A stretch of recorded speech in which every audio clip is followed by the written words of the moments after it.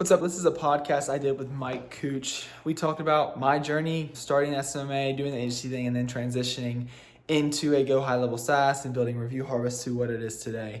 So you'll get to hear the nitty-gritty details of everything along the way, the ups and the downs, and he asked some really good questions. So if you're interested in building a GoHighLevel SaaS similar to Review Harvest, I think could be helpful for you. Enjoy. Welcome, everybody. We're getting a good turnout. That's good. That doesn't surprise me because we've got a really good topic. I was really excited to have this conversation with Clay. He's having really good success with HighLevel and recently won some awards from HighLevel at their recent summit. He is a young man. He's in his, early to mid 20s, whatever it is exactly. And I love that at that stage in life, you can't have a ton of experience. And sometimes that works against you. Sometimes it works for you. And I think maybe there's a little bit of both for Clay. But what I love is that he's persistent. He's hustling. He's getting it done. He's already generating enough recurring revenue that I'm thrilled for him because he is at that point here as a young man where, my gosh, I wish I was at that point when I was at his age where I had done something like that and generated that much recurring revenue, because he's really got this incredible opportunity to set himself up in a way that most people can only dream of. And I think based on my conversations with him, we're only seeing the start of it. I expect that he's going to be doing some really big things here in the coming years. So I'm super excited about that. In this business, there are lots of possibilities. There are lots of resources, lots of options that we have available to us. Just in the decision to use HighLevel at your business as a foundation of building your business on, we have an endless number of features that we could possibly capitalize on and sell around and all that stuff. And sometimes it can be very overwhelming and hard to wrap your mind around, what should I do? And then even one of the things that I see all the time is that even if you make a decision about what to do, you can talk yourself out of it because in the first 30 days, you didn't see some miraculous success. And that is not a formula for success. And I can say it over and over again until I'm blue in the face. But having somebody on this call here, Clay, who has really focused in on a specific value proposition, I know I know we're going to find out he's had all kinds of challenges and hurdles and stuff to get momentum and things like that, but then has stuck with it and is doing really well. So that's enough of a buildup. I just want to do a little bit of introduction here. I'm going to bring Clay on here now, and we are going to get this thing started. So everybody, please give a warm welcome to Clay. How you doing, sir? Doing great. Doing great. Thanks for the introduction. That's very kind. Absolutely. Live up to it. Absolutely. Welcome to the, whatever we call this, live stream. Thank you for joining us. Thank you for allowing me to introduce you to the community. I appreciate it. Yeah, no, for sure. I'm stoked to be here. Awesome. So Clay, I'll just give a little bit more background here. Clay and I met for the first time at the HighLevel Summit. We met through a conversation with another customer of Services That Scale who's in the community, who was also down there at the summit. Jonathan, who's a great guy, and these two had connected and had a conversation. And then Clay and I started chatting a little bit. And I know just enough about Clay and just enough about his business to know that I was really excited about learning more, one, and two, introducing him to you guys. But there's nothing pre-scripted here. There's nothing for sale. There's nothing, anything like that. So we're just going to make this a very informal conversation and go with it. And so if you guys have any questions for Clay as this comes up, please post them in the comments, and we'll do our best here, time allowed and everything like that, to try and get to as many of them as we can so that we can make this as valuable as possible for all of you. So Clay, if you wouldn't mind kicking this off with, how long have you been in this business, and maybe how long specifically have you been working with HighLevel? Yeah, for sure. So the very first time I started doing digital marketing, I was 16 and I was in high school, and I'd just been watching YouTube videos on how to make money, how to make money online, how to hit 10K per month. And I worked with the local company and I did it for a month, and I was like, this is the worst thing ever. Like, I am never doing this ever again. And so then time went by and I just still dabbled in it and I never truly got out of it. And then when I was in college, my second year in college, I found HighLevel. I think I was probably 19 at the time. I think it was 2021, beginning of 2021, I think. And I found HighLevel and I was like, oh my gosh, this is amazing.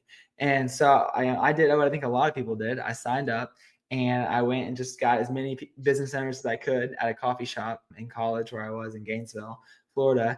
And I just showed them the software and I was like, look at this thing. This thing is amazing. Pay me 300, 500 bucks a month for it. And obviously we all know how that worked out. It did not work out Yeah. very well. And then from there, I just kept messing around with it and started doing more of an agency style thing, higher ticket, and just doing literally whatever people would ask me to do. I would YouTube it for how to do. So whether it was SEO, websites, Google ads, Google reviews, anything. And I did that.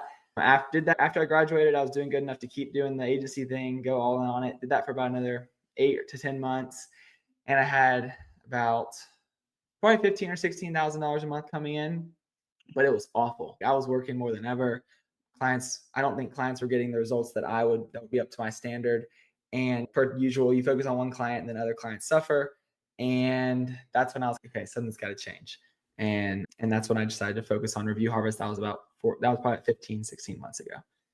That's so awesome. Okay, so we're going to unpack some of this because there was actually a lot of gold in there that I want to make sure that we get attention to here. So one, you talked about how when you initially found HighLevel, you went and tried to just sell the software. And then you said, and obviously we know how that turned out. However, Clay, what I will tell you is that I still get lots and lots of people who come to me who expect that they're just going to sell the software. So why don't you explain a little bit why just selling the software ended up not being what you thought the opportunity might have been? Yeah, for sure. And I also want to preface this with something I talk about because I just am continually reminded of it when I met people at the summit and whatever, is that I've seen people make anything with HighLevel work. Like literally anything can work. There are people that just sell the software, Yep. but just sell it as it is. But for the most part, those people have a massive following and audience and something behind them. They're probably already niche down and they just sell it with a very specific use case in that niche. And yeah, it just when I sat down with him, all it did was overwhelm them. I was selling features, not benefits. I was selling features, not outcomes or results.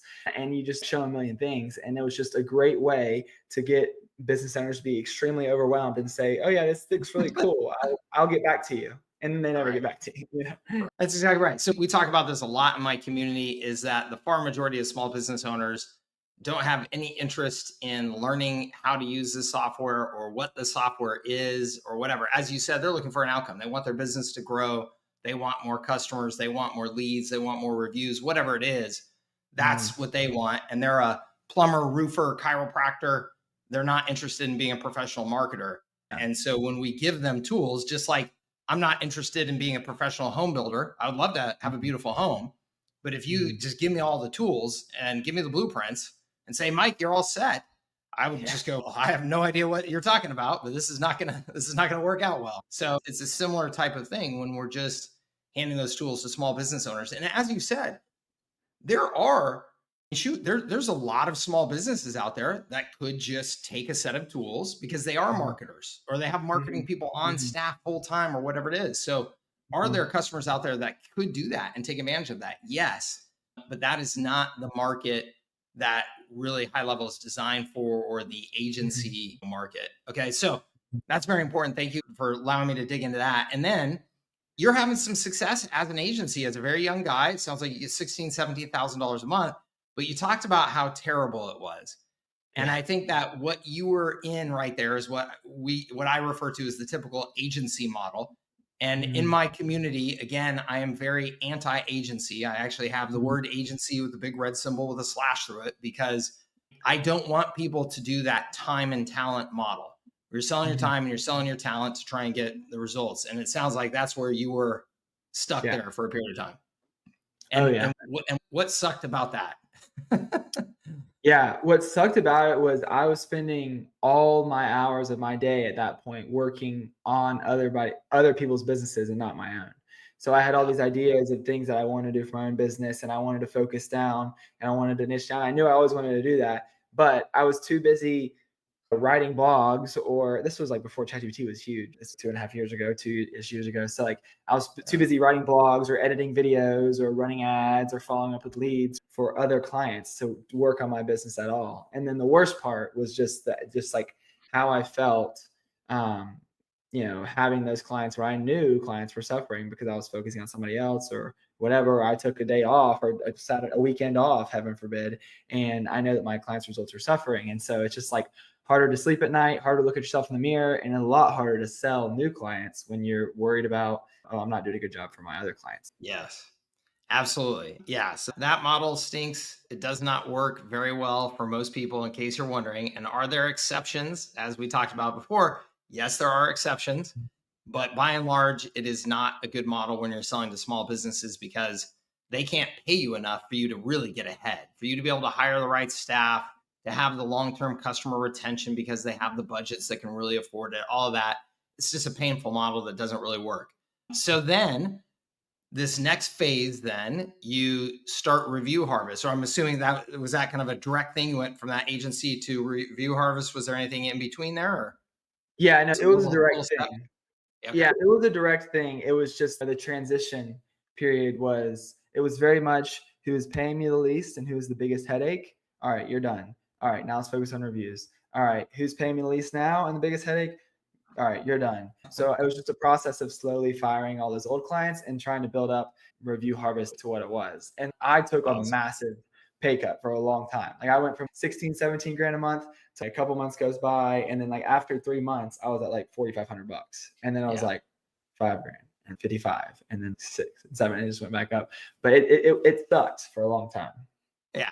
Yeah. That's important to know. It takes some time. But the thing that I love that you said is now you're working on your own business. You're building an asset for yourself versus what you were doing was working your tail off to build assets for your customers Yeah. and not building an asset for yourself, which is a recipe for being a long-term hustler, but not really building anything of value that's going to help you escape Yeah. that hustle or retire when you want to or anything like that. Let me, if you don't mind, do you mind if I just pull up your website and show it real quick? Yeah, go for it. Go for it. Cool. I love your website, by the way. I went and dug into it quite a bit yesterday to make sure I understood a little bit about what you're doing. But if you guys haven't seen this yet, one, I think excellent, just like design, branding. I love the super simple value proposition.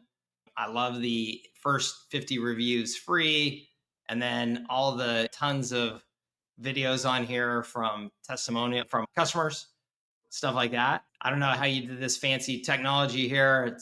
I'm assuming it's some template, but yeah, but this Yeah, is cool. it was a $79 Webflow template, and then I tried to fill it in myself, and I quickly realized Webflow is not as intuitive as I suspected, so I paid somebody to fill it in for me. Yeah, awesome. I love it. I love it. It's so slick. It's dynamic. I love your price points in the small business space. So I've got all kinds of praise for you and what you're doing here. I think it's fantastic. How did you decide that reviews were going to be the focus? Honestly, I have to like credit my wife for that. So she would obviously be around me when I was like miserable all day and working, and she was like, what do you like? What's the thing that like everybody that you do for everybody that works? And I was doing reviews through HighLevel for everybody. I had set up a review reactivation campaign for one of my first clients, and they had gotten like 400 reviews in a couple months. And it was just like crazy. They just raved about me. Their business grew a bunch. And of course, my wife being just the common sense person she is, and she's not right, has her face right up to the business, she can see clearly, she's like, why don't you just keep doing that for people, because they loved that and you said that was easy. Yeah, And so that's then I was awesome. like, okay, that's what I'll do. And Sometimes, so sometimes we make it harder than we need to, right? literally, no, literally. And so I'm gonna transition to that. And I was like, for a little while, I sold it for a $1,500 setup fee and then 429 bucks a month. If you've made it this far in the video, it's probably safe to say there's a little bit of you that kind of wants to start a business like this. Well, good news for you. If you sign up with my HighLevel link down below in the description, you'll get access to all my bonuses where I make it basically as easy as possible for you to get set up and running and hopefully hit 10K per month in your first year. And so if you're already on the 497 plan, you can sign up directly with the school link down below in the description. But if you are just using 97 or the 297 plan, you can upgrade with my HighLevel link, or if you're brand new, you can just sign up with the extended 30-day free trial link down below in the description. When you do that, you will get access to my community, my bonuses, everything. So we've got almost 300 members in here. We're super active, constantly answer questions and helping fill any gaps we can. We have 3 coaching calls a week. So 3 coaching calls with me, hop on, answer every single question, every single call. And then also you get access to our course, our snapshot community, onboarding call recordings, sales call recordings, just a whole bunch of stuff in here to make sure you have everything you need to get set up and running quickly. We also have a bunch of really awesome bonuses coming out, like website templates, like giving you a monthly email and content to send out and stuff like that. So if you are interested in that, feel free to sign up with my link down below in the description. And if not, enjoy the rest of the video. And that worked locally for a little while, like being able to sit down with people face to face at a coffee shop and clients that are a really good fit. But once I started to run ads and do cold outreach to people that have no clue who I am, and I didn't have a brand or anything, I realized that was going to make sales pretty hard. So I was like, screw it. I just want to get people results and then they can worry about paying me. So then I switched to a free trial. I love that. Yeah. So it's interesting because pricing of your services is one of the biggest questions that people have. And Mhm. there's so many people, and maybe you can speak to this a little bit more. There's so many people out there that are sold on the high ticket concept Mhm. because they saw whatever guru, and you have an Alex Hormozy book behind you. And Alex Hormozy is a perfect example. The guy is a force of nature and Yeah. brilliant, obviously. And he said, yeah, I did this high ticket thing where we essentially took over the gyms and became their sales Mhm. operation, all that type of stuff. And that can work.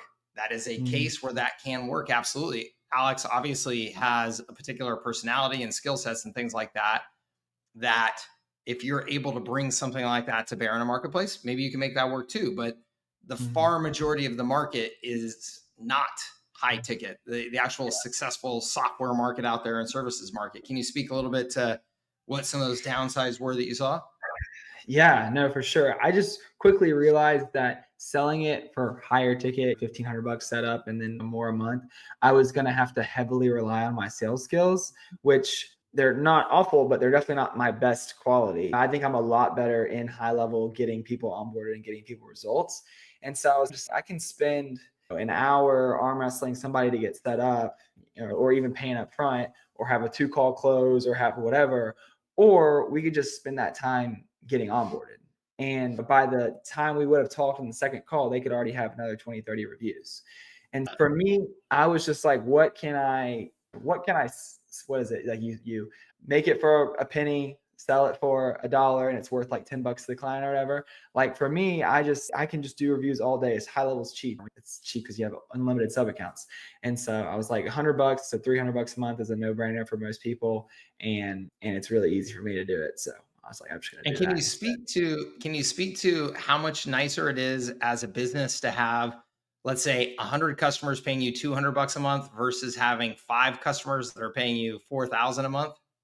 Yeah, no, it's a lot less ups and downs. Like when somebody does email me and say, "Hey, we need to pause or whatever, going to our slow season," like it doesn't ruin my day. I'm not like worried about it. It just is what it is. And most of the time they come back. And also like when you're charging 100 bucks or 300 bucks a month, for the most part, you have $300 a month expectations. Like you do have the bad clients.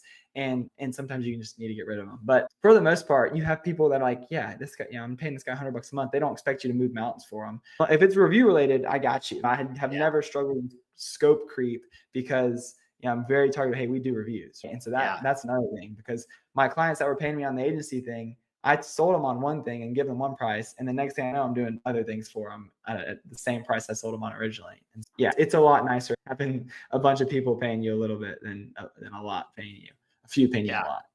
That's awesome. I 100% agree. That's one of the most important lessons I've learned in business. Thankfully, learned it very early. So, question, Mike, I could be wrong in memory, but I thought I've heard you say you aren't a fan of offering free or trial services. Yeah. So, generally, that is true for me. And I'll explain specifically the cases where I believe that is more true than others. But hey, I'm always learning, willing to learn and find out the strategies that are working. But when I see people offering free trials, they are oftentimes in a couple of scenarios. One, it's where they're really focused on the software. And Mm-hmm. so we're going to give you a free trial to the software so that you can experience the amazing benefits of this software. And again, we just talked about earlier, like that's just complete overwhelm. There are Yeah. zero small businesses and I say that that's obviously a total exaggeration. There's a very small number of small businesses that are just going to take a free trial to HighLevel, get in there and get any sort of value out of it Yeah. without a Yeah. bunch of hand holding, without a bunch of connecting the dots. Yeah. So to me, that's a recipe for disaster if that's your model. And then the second scenario where I see people doing free trials is when you're actually offering like some pretty high value, high dollar type of thing, and you're offering a free trial.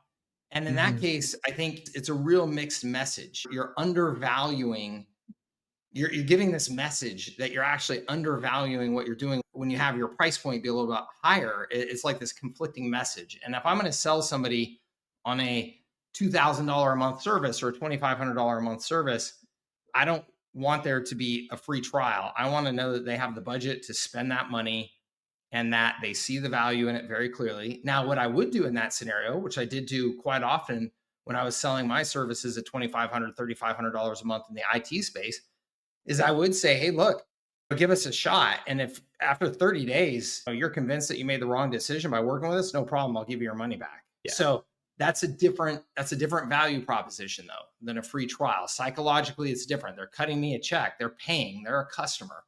But you do have this first 50 reviews free Yeah. promise that you make. And you Yeah. talked about how it fit into your skill set. It was like, it just made sense to you to, hey, let me just start doing the reviews rather than doing a more lengthy sales process. So, can you just talk a little bit about how that offer works?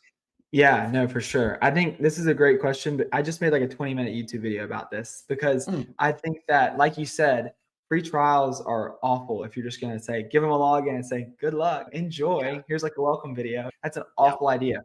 But when you work with us as a small business owner, it's so much more of a service than it is a software, right? So we give a free trial because we know that they're not required to do anything besides hop on an onboarding call with us. So as long as we can get them on an onboarding call, if we get that, we need nothing else, and we will get them results on that free trial. And so we obviously we get a card on file to start that. The 50 reviews for free, it's for business owners that qualify, right? So if they've got 50 previous customers or if they've got 100 previous customers, we can't get them 50 reviews for free. Right. But if they've got over 1,000 previous customers saved, name, email, and phone number, we can get them 50 reviews in normally about 2 weeks, 2 or 3 weeks.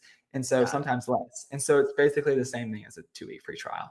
And so anybody that doesn't qualify for the 50 free reviews, they get a 14-day free trial. We get them on the onboarding call. And like I said, this is like a very we after we get them onboarded, most of our clients don't even log in.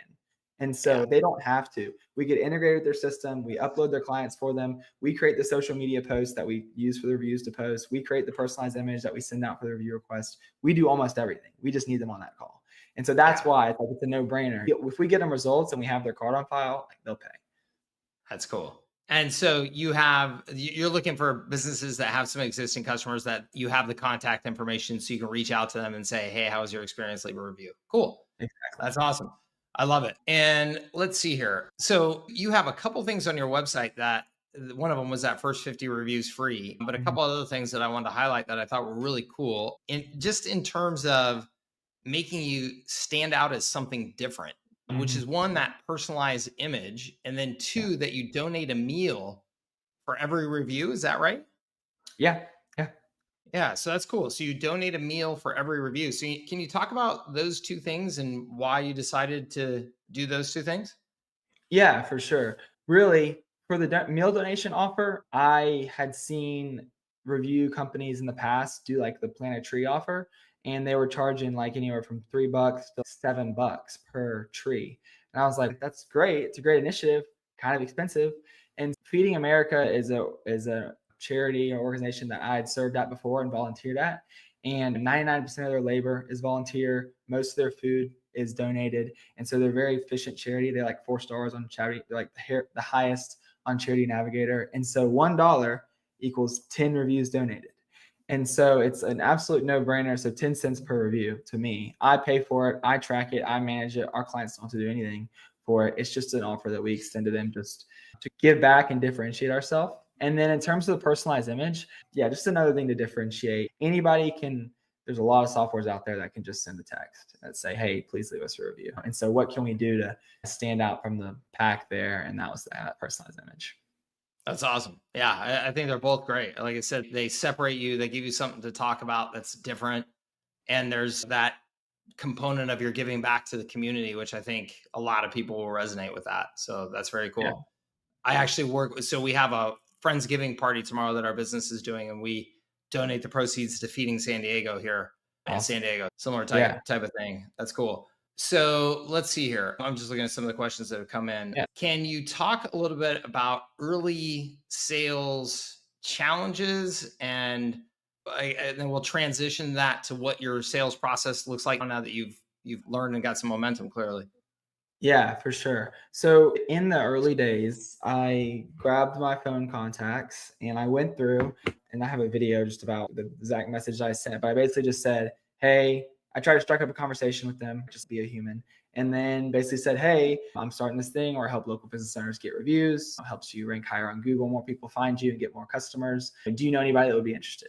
And I think I send that to 400 people in my phone contacts and over a couple of days. And that got me the first 5, 10, 15 meetings to go ahead and orient to myself, also with people that kind of already know me. And so it's like a soft launch. It's easy. You're playing with lower stakes than just somebody random. And then from there, like I say this all the time, but my sales process for the long and even now, I wish it was just I run this ad, I do this follow up process, I do this, and I wish it was just that clean. But honestly, for the vast majority of the clients that I've gotten, it has been messy, brute force. I would say half of my clients are from referrals, so that's easy. Those are the easy ones. But the other half have just been cold outreach, cold email locally. I always recommend people start local. Like start where you can go sit down with somebody at a coffee shop and Yeah. just like saying, "Hey, I know where you live," or "We live on the same street," or "Go to the same church." Just having that little common ground there makes it so much easier for people to say yes to you than if you're just some random kid off the internet. Because a lot of them have been burned by random kids off the internet that looked exactly like me. And Yeah. so how do I combat that?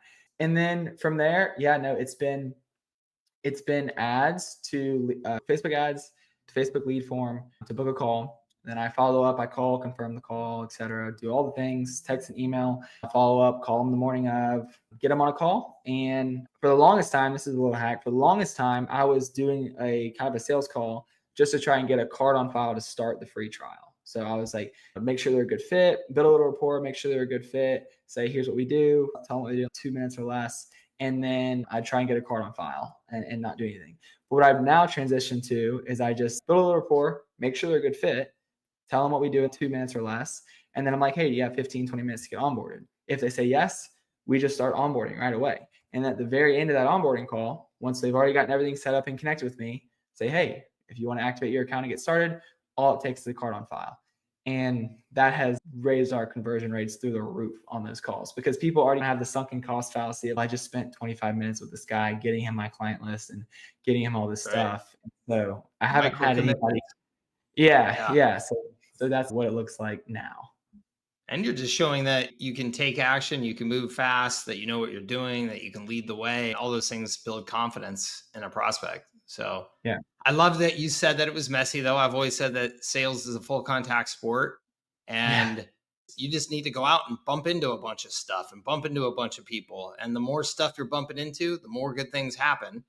Yeah. And being able to perfectly measure and attribute what's working is darn near impossible and seems just like a fool's errand to spend any time on doing. You just got to get out there and get after it. And I Yeah. see, so you're running ads, you're sending cold emails, you're talking to all kinds of people. Obviously, now you're getting referrals, things like that. I've seen on your social accounts, if you haven't seen Clay's doing some backflips and stuff like that to intro Instagram posts to get some attention and make a point. And so you're doing the hustle. You're doing all the things. And Yeah. which one of those is the thing that's moving the needle for the next customer? Who knows?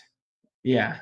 Yeah. It's tricky. And I think that especially in the beginning, like figuring out how to track all that stuff and have as perfect sales processes, it's a waste of time. It's just like how Yeah. many people see me? How many people do I talk to? Yeah. But Do you have now a clear value proposition? Which you do. You have a clear value yeah. proposition, which is awesome.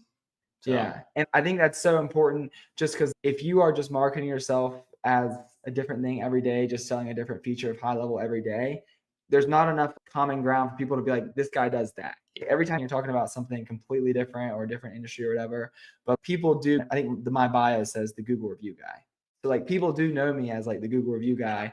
And so people are like, hey, I hear you're the guy I talk to for Google reviews. And so it helps with the word of mouth to be like very simple, just like one thing they remember about you. that's awesome. And when you're doing cold outbound prospecting, is there how are you deciding who to target with that? It's hard. What I do is I go for anybody. I haven't gone the whole like restaurant route because that'd be like a different service offering because a lot of them don't collect name and email or phone number, or whatever. So I basically think about, okay, first off, what businesses are collecting contact information? All right, good. So that could be your plumbers, that can be your that could be your chiropractors, that can be the axe throwing place down the street, whatever it is. All right. Second thing is what clients, what industries use a software that can easily integrate with. So like, for example, Jobber is a very popular home service software. It's really easy to integrate Jobber to Zapier to send new customer information into HighLevel. Having that integration to where they don't have to do anything. They never have to log in. They don't have to add customers or anything. We're just integrated with their system and they don't have to change their processes is really important for having that like long-term, month over month, very low churn. And so I think about what industries are collecting contact information, which one of them use softwares that we can easily integrate into, and then who relies on Google, which is a lot of people. So who gets business from Google? And then there's some industries that I haven't really been able to crack. I think some of the professional services that are very reliant on like word of mouth and just referrals and stuff, they don't really care about their Google reviews. They might be the biggest, home insurance person in the area, but they have 7 Google reviews. You're not going to sell them. They're already doing millions of dollars a year. They haven't needed Google reviews. You're not going to sell them on the fact they need it now most of the time. Yeah. So yeah, that's who I try and target. That's cool. Let's see here. So there's some questions about the onboarding process. And I Yeah. know, I mean, we all, anybody who's used HighLevel for any period of time knows about some of the A2P challenges and things like that. Can you talk a little bit about what you're doing in your onboarding process to maybe either, bypass some of those things or accelerate some of it just to try and make it Yeah. as fast as possible? It sounds like you've got something pretty figured out. Yeah, for sure. So I use GHL Growth Tools and I use HL Pro Tools for their Zapier and their Make app to automate some things on the agency level instead of just a sub account level. And so, not legal advice. I'm not telling you you do whatever you want, but we pre-verify toll-free numbers under review harvest information. If you're going to go sign up with Nice Job, which is a very popular review company in the home service space, if you're going to sign up with Nice Job tomorrow, you're going to be using one of their numbers that is verified with their information. So I was just like, why can't I do that too? And so Absolutely. I pre-verify toll-free numbers in 15, 20, 30 sub accounts, have them on a spreadsheet. I have them on a spreadsheet with their name, their location ID, etc. Somebody goes to my website, signs up with Stripe, it triggers an automation that goes and searches for the top row that has a checkbox next to the verified toll-free number. Then it uses that location ID to then update. I'm not trying to, this might be too in depth, but it uses the location ID to update the location you can use HL Pro Tools app for that or the GHL Growth Tools for that. Then you update the location with the information that you just pulled from the Stripe. So when they check out, it gets their business name, their phone number, their email, whatever. So now it just pulled an account with already a verified number and it created their information and added them as a user, put all their information in it, changed the name of the sub account, etc. Then further down, what you can also do is you can create another location. So then the next step is let's create another location. Let's add it to that spreadsheet row at the bottom with not a verified toll-free number yet. And then it just puts a task in my virtual assistant's Trello card to get a verified number. And when it's verified, he checks it off. And yeah, so we've got anywhere from 20 to 30 accounts with verified numbers ready to go at any Ready to time. go. Yeah, I love it. That's awesome. Super smart. Cool. Let's see here. Customer retention. Are there any particular strategies that you're employing that you feel are really working well? Yeah, the number one thing is just requiring them not to change a single thing about what they're doing. Like anytime I talk to a business owner, I want to learn exactly what they're doing on a day-to-day basis. So how can I make sure they don't have to change anything and we just work in the background, we get new contacts and we get reviews. For example, yesterday I was on an onboarding call. This guy didn't use a lick of software. He didn't have a CRM. He didn't use anything. The one thing that he did do was he used his Google Calendar consistently for everybody. And what did he do with his Google Calendar? He put their name and he put their email. And you can get integrated with somebody's Google Calendar through Zapier or Make or either one. And so all I told him, I said, hey, only thing I need you to change is I need you to make sure the very first thing on every single appointment is their first name, so I can pull that and format it correctly. And so you keep doing everything you're doing, add the phone number, but the very first thing has to be the first name. And now I'm integrated with his Google Calendar. When an event ends, it pulls the first name from the beginning, it extracts the phone number, and a new contact is added to HighLevel into his account, and he requests a review. And so that's like a client that he's not going to change anything. He's no other, for the most part, no other big review softwares are going to do that for him. And so it's a nice selling prop. Like he's not going to jump ship. He doesn't have to change anything. He's going to get reviews. And so the biggest thing is just the integration piece, just making sure they don't have to log in or do anything. And then besides that, I would just say we're really proactive. Like our support is really proactive and we are really quick to respond. And we do a good job of tracking stuff in spreadsheets to see when people might be slacking. And we want to be the first person to reach out when the reviews might be a little slow. And so we're proactive and we respond really quick to email, even on weekends. So I think that helps. I don't know, maybe. Yeah. Oh, no, I'm sure. Our churn's very low. I think I've onboarded, like all in all, I've onboarded less than 180 people and I have about 160 people active. And Wow, that's awesome. so it's pretty low. And a lot of those 25 are paused just because it's like winter time right now and they're not doing any business. Yeah, they'll come back. Yeah. Yeah. Once a customer is onboarded, you've got the system up and running. What does the workload look like per customer going forward? Next to nothing. As long as we're integrated, it's just making sure they're getting reviews and responding to support requests pretty quickly. I tell people that ask me, oh, how bad is support? I could probably like log in every day, respond to emails for about 45 minutes. And like my business should just stay like this and probably just like slowly die. It's not, if I'm not like pushing it and getting more customers. If I didn't hop on any sales calls or anything, it'd be It like would probably 45. take years for it to slowly die, though. Yeah, it's and as long as everything's integrated and working and nothing breaks, but for the most part, it's just support. There's no work to do. Yeah, that's awesome. Do you have your own support team or are you using HL Pro Tools or one of the others? It's just me and my virtual assistant right now. I tried to HL Pro Tools and Extendly. I just haven't done the work of basically training them on our processes and stuff. And so right now, support isn't that bad. And so maybe down the line, we'll need to do something better. But since what we do is it's very niche and there's some like the personalized image and some of the specific stuff we do in our workflows would be really confusing to just some random person doing high level Well, stuff. that's what I was going to say. I would highly recommend to everybody that you do not outsource the core of your support. And I say the core of your support because are there things that you could outsource? Yes. Yeah. But the core of your support, I do not think that you should expect to outsource for the first couple of years anyway. And the reason why I say that is it's the best source of customer information to find out what's working, what's not working so that you can continue to improve your service. One. Two, there's no way that somebody else is going to do a better job of support than you are if you actually care and commit to it, like Clay clearly has, because he's going to be able to offer a personal touch that an employee at HL Pro Tools just is not going to be able to offer. And then I think that from a sales perspective, nothing works better than being able to have good conversations with customers. That's where all kinds of new opportunities come from.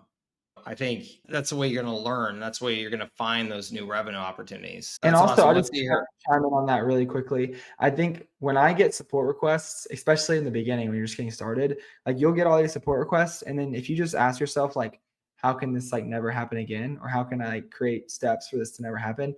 Then you'll start to drastically lower the amount. If you find that everybody's asking the same question 2 weeks after that, I just start covering on my onboarding call. So they all know, and you prevent their support requests from ever happening.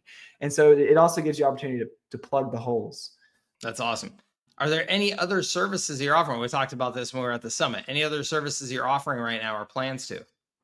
Yeah, no. So not right now. I've done an awful job of upselling. I know a decent amount about SEO and websites, and I've been playing around with the website builder at HighLevel and figuring out how I can build those really quickly. And so I'll eventually offer SEO and websites probably. But right now, what about AI employee services? I think there's a huge opportunity with your customers for that. yeah, no, that's so one of my big concerns is adding. So right now, none of my clients log in. And so when I add things on the front end, so for example, for the longest time, I was like, hey, let's put the chat widget into the pop-up form. And I'll still do it for clients. But now they've got a lead that they have to respond to in the CRM. So they need to log in or have the app on their phone. None of my clients have the apps on their phone. Most of my clients don't log in. And so we are like 100% on the back end after a client's already paid them, which in general, business owners spend a lot less time focused on the back end and the front end. So we can just go off by the wayside and we don't have to worry about a million support requests and people calling us why this isn't working right all the time. And so that's why I've been hesitant to add like the AI stuff. Obviously it's crazy. It's great. It's a big opportunity, but I don't know if it's my opportunity, but I don't know. We'll see. I love it. I love it. I love the discipline. I think that's fantastic. You got several people asking if you offer a white label version of your services. I white label my own white label. Yeah. I was gonna say, I don't right I hope now. right now the answer is no. Yeah, I don't right now. I have an affiliate program if you want to sign up for that. Yeah, that's cool. But yeah, I think no. that one of the takeaways I hope that people get from this, because there's a lot of people out there that $20,000 a month plus, they're like, that's the dream.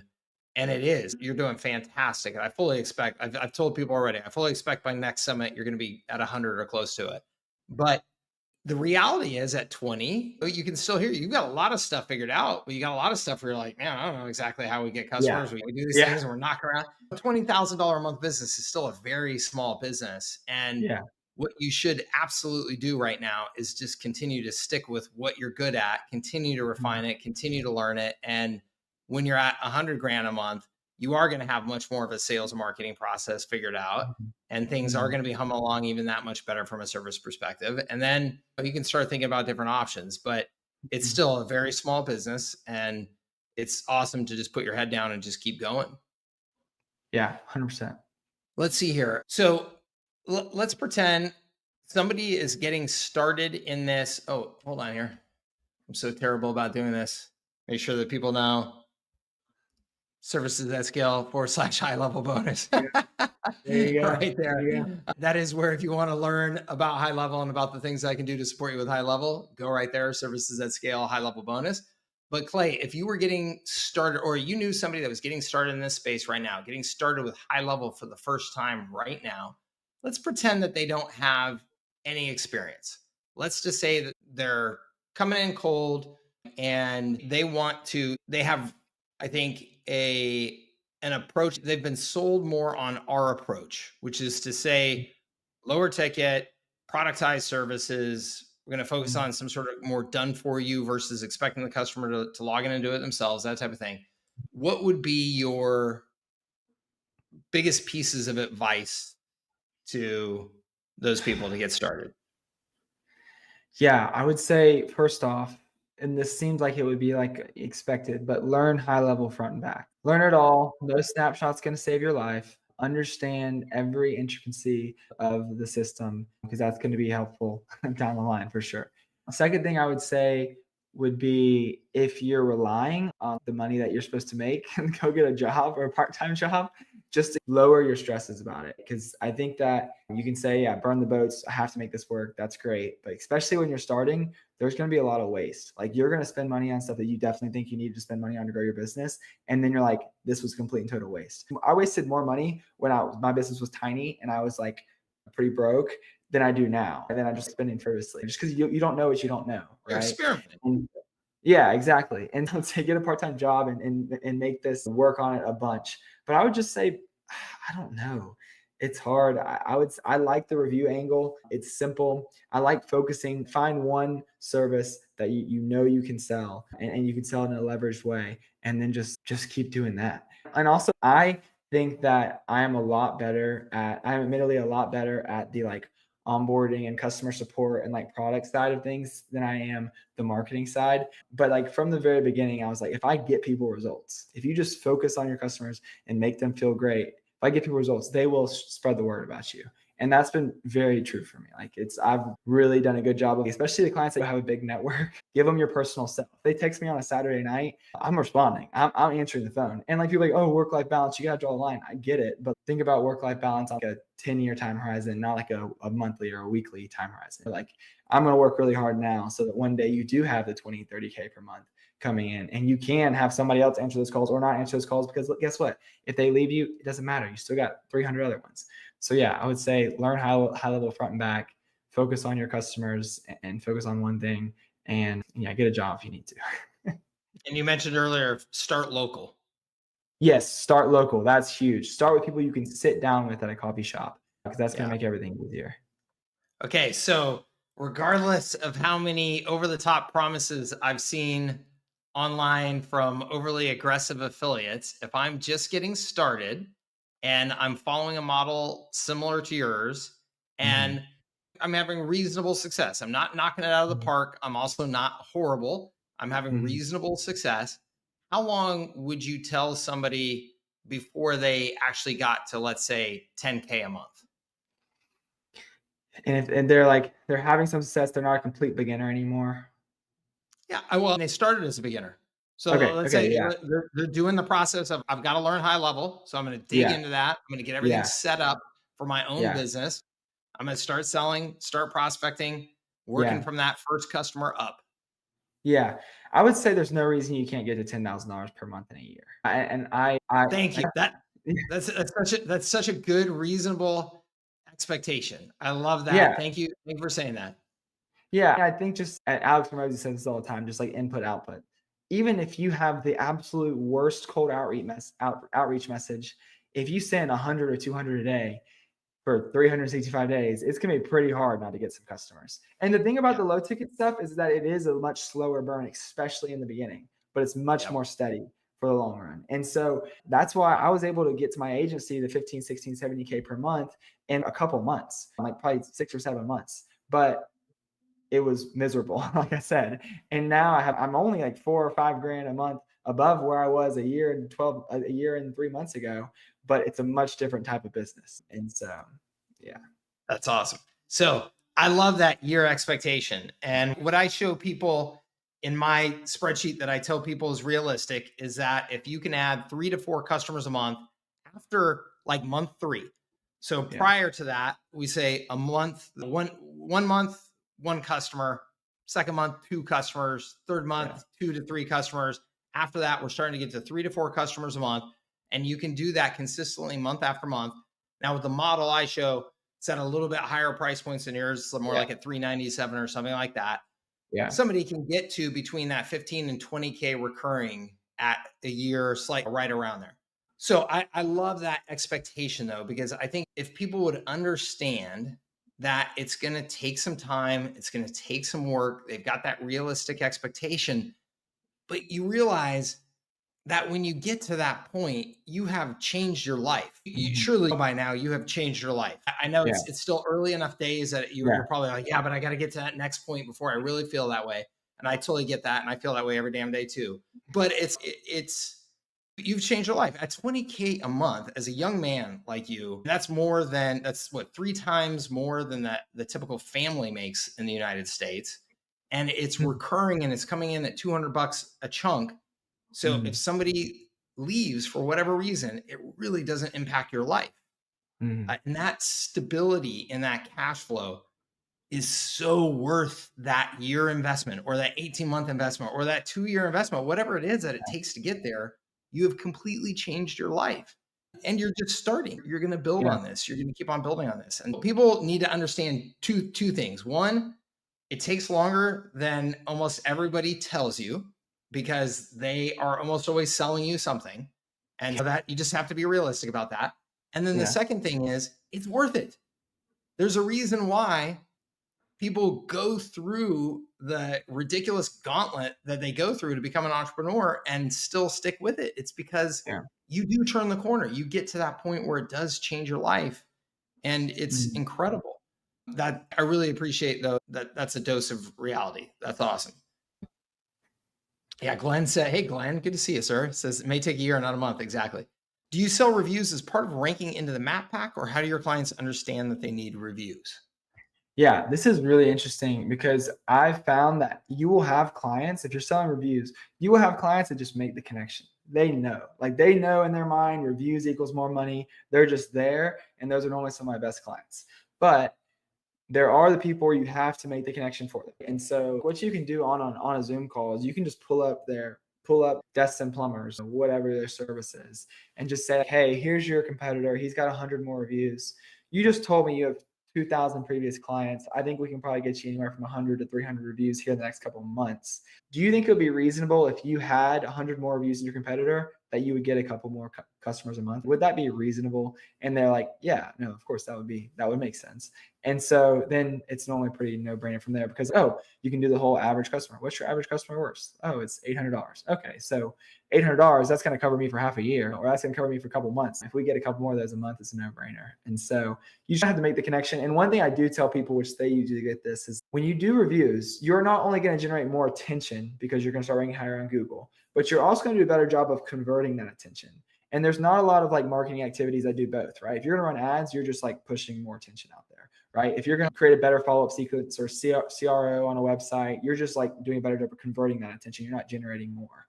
But reviews does both, more eyeballs and does a better job of converting them. And so you just have to hold their hand through that process of understanding why.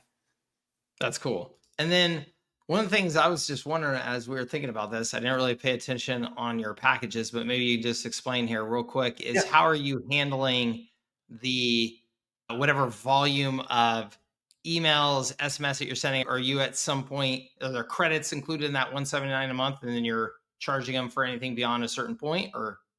Yeah, no, we still rebill for all text and email expenses. So we don't Okay, mark it up. We do it at the lowest, like 1.05, whatever it is. And after Stripe payment processing fees, like it's about the same thing. You lose a little bit of money on it. But yeah, our first plan is just if you have less than 50 review requests per month, the next plan is 50 to 100. The next plan is 100 to 300 review requests per month. And so got you it. can just ask them how many customers they're getting per month, how many new customers. But yeah, we rebill. Got it. Cool. And then John says the main reason for not giving your clients login access to GHL to reduce support requests. So, John, I do give them, they do log on. When they onboard, they get a login, they can log in, they connect stuff on their own. I point their clicker around or control their screen. And so they can log in. The main thing is though, we make it to where they don't need to. And for the most part, our clients don't want to just go fool around on a software if they don't need to. So we tell them and then they call and say, hey, we've got your client list. We're integrated with your Google business profile. We're integrated with your social media accounts. We have it integrated into your CRM. So good news is for you, you don't have to learn how to do any of this or navigate this at all. It's working in the background. You can go live your life exactly how you've been living it. We're just going to get you reviews now. And so they have a login.